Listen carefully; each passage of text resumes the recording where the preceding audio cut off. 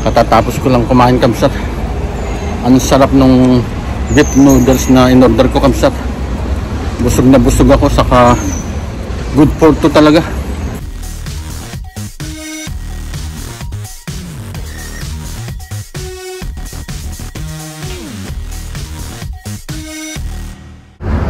Good morning mga kamsat. At papunta ako sa Philippine Consulate ngayon dahil ibabalik ko itong hiniram namin ni Mrs. na poster saka mga banners. Bali, eto sa kamsat. Bali, hiniram namin to last month. At ngayon ay ibabalik na nga. At eto, nakasakay na ako sa taxi papuntang Philippine Consulate.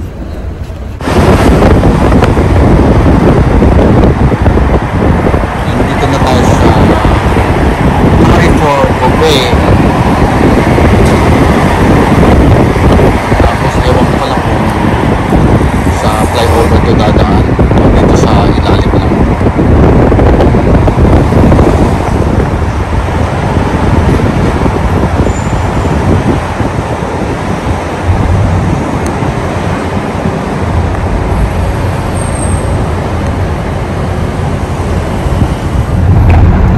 Balik kamsat, may mga kasama pa itong mga libro kaso hindi na yata pinabalik.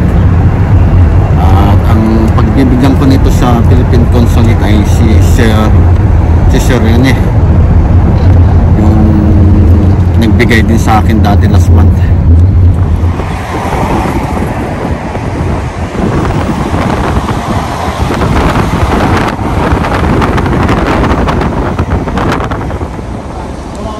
At ayan kamsat to, tingnan nyo kung gaano ka safety ang ginagawa nila pag nag-re-renovate sila ng mga bahay o building.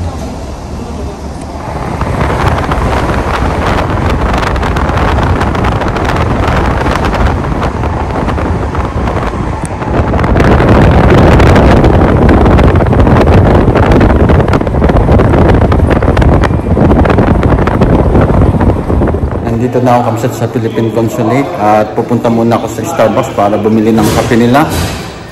Yun ang sinabi ni Mrs. saka nung boss niya.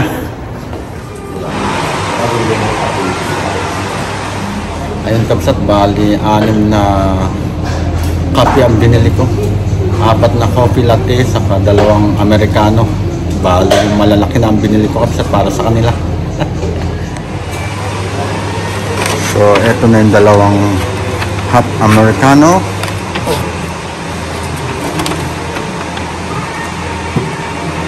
Ito na lahat kamsat yung binili kong kape.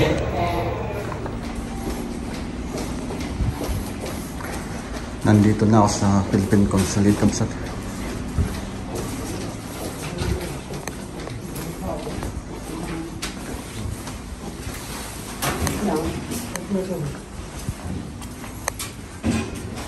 Ayun kamsat, naibalik ko na yung mga posters saka banners kay Sir Rene. At ngayon naman ay pauwi na ako. Pero baka magkape muna din ako. At ang init ngayon. Ang kapal pa nitong jacket na suot ko. Kala ko kasi malamig ngayong araw. Hindi pala.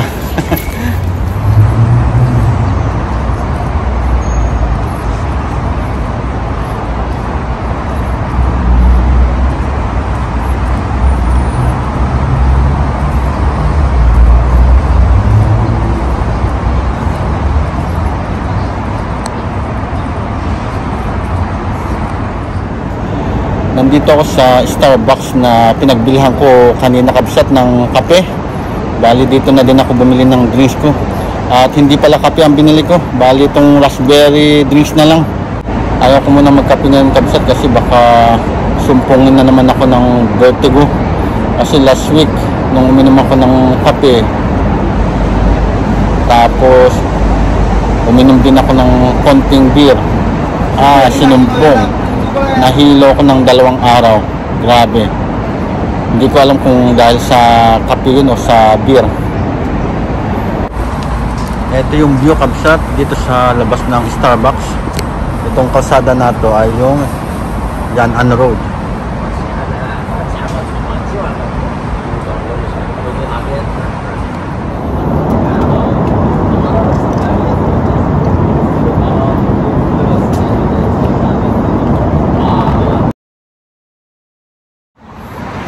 Ngayon naman kabsat ay naghahanap ako ng makakainan dahil 11:30 na pala ng umaga, mag-aalas 12 na.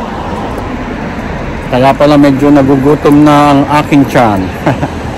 Hanap ako dito sa likod ng Philippine Consulate kung merong mga restaurant dito kabsat.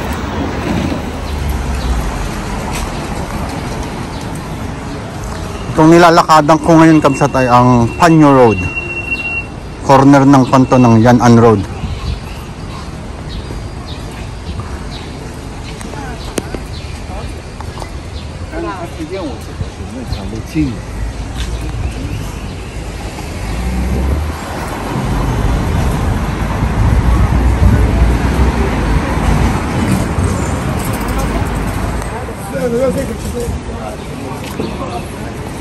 Ito kabsat itong mga restaurant, Chinese restaurant. Kaso paano ako mag-order dyan? May nakita ako dun na noodles, baka yun na lang ang orderin ko.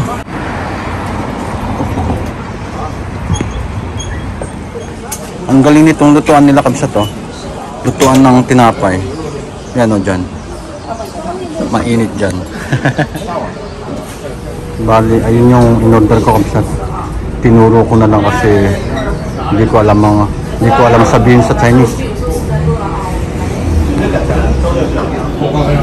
Beef noodles yata yung tinuro ko yun kabsat. Na mukhang masarap naman. Tingnan natin mamaya. Eto na yung order ko kabsat. Parang iba sa picture ah. Siguro kailangang haluin.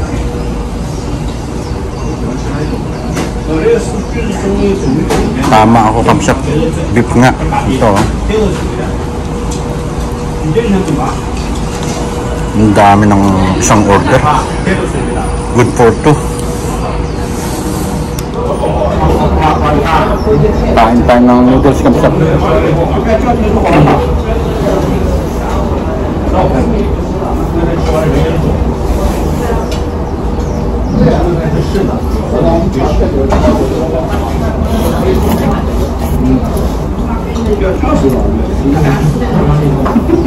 Wow, ang sarap kabsat.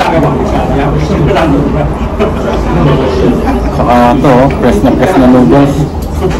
Masarap talaga pag fresh na noodles.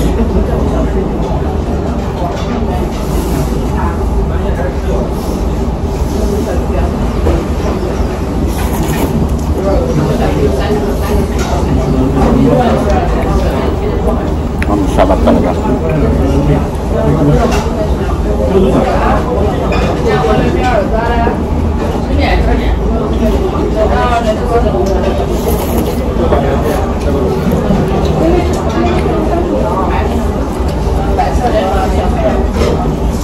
Sabaw naman.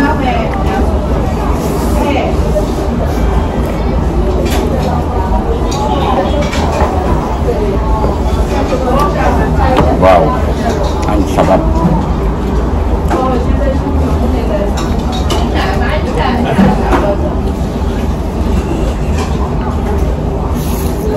Tapos kabsat yung mga taga dito, kumakain sila ng hilaw na garlic saka yan spicy sauce. Habang kumakain sila, kinakain din nila itong sariwang bawang. Katatapos ko lang kumain kabsat. Ang sarap nung beef noodles na in-order ko kabsat. Busog na busog ako, saka good for two talaga.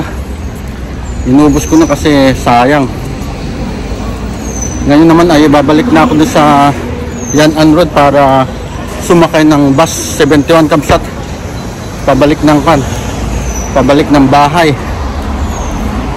Pinawisan ako doon sa beef noodles na yan. Nandito na ako sa Yan'an Road kabsat. Tapos pupunta ako doon sa ilalim ng flyover kasi doon yung sakayan ng bus 71.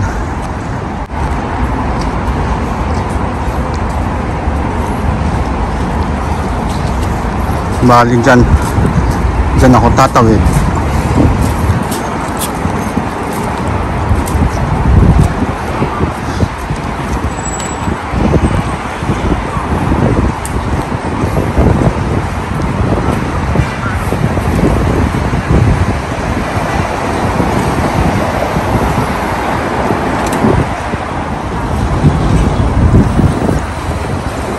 Ang problema dito, pati mga motor, dito din kasi dumadaan sa daanan ng tao, kabsat.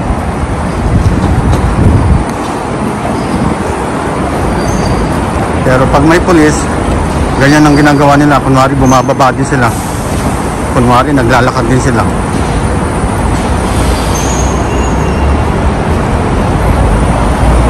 Ayun na yung bus na sasakyan ko, kabsat. Bus 71.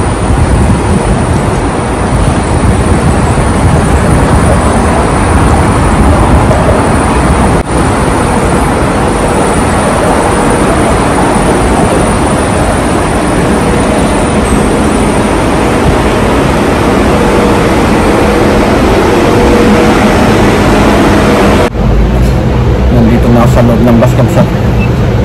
Mabuti na lang hindi puno at meron akong naupuan.